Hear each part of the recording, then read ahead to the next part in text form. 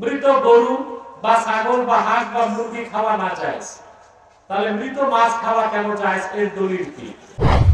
মসজিদে নামাজে জামাতের শেষের দিকে প্রস্রাবের ব্যাগ বেশি, তখন জামাত ধরবো না প্রস্রাব করবো? মৃত গরু বা ছাগল বা হাঁস বা মুরগি খাওয়া না জায়েজ, তাহলে মৃত মাছ খাওয়া কেন জায়েজ? এর দলিল কি? আছে দলিল আছে? আরে মিয়া দলিল আছে তো। তোমরা কি গরু বা মুরগি, ছাগল বা হাঁস মাইরা শুটকি বানায় খাও? আর মাছ? হিসাবটা একটু ভিন্ন, হিসাবটাই। আর সবচেয়ে বড় কথা, শরীয়তের কোন বিধানে যদি, কেন, কি, এগুলো তারা শোনা যাবে না।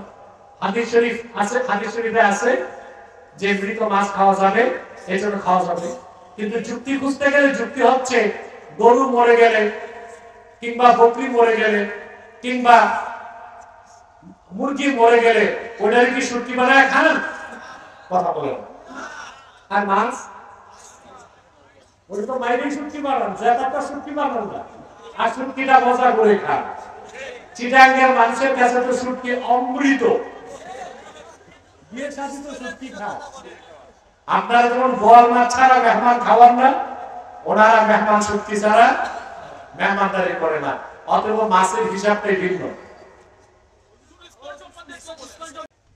মসজিদে নামাজে জামাতের শেষের দিকে প্রস্রাবের ব্যাগ বেশি, তখন জামাত ধরবো না প্রস্রাব করবো? প্রস্রাবের ব্যাগ নিয়ে নামাজ পড়া মাকরুহ। আর আপনি মাকরুহ অবস্থায় নামাজ পড়লে নামাজ আদায় হলো, সওয়াব পাবেন না। অথবা আপনি পেশাব করে ইস্তেনজা করে পবিত্র হয়ে তারপর নামাজ শুরু করবেন, যদি জামাত ছুটে যায় তবু হয়ে গেছে না?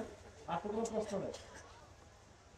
আমি একটি গ্রামে ইমামতি করি, সে এলাকার প্রায় মানুষ সুদের সাথে জড়িত। এই অবস্থায় প্রায় ঘরে যাবার পরে এখন আমার করণীয় কি? মানে সব ঘরেই সুদ খোর, সুদ খায়, ইমাম সাহেব খাবে বলি।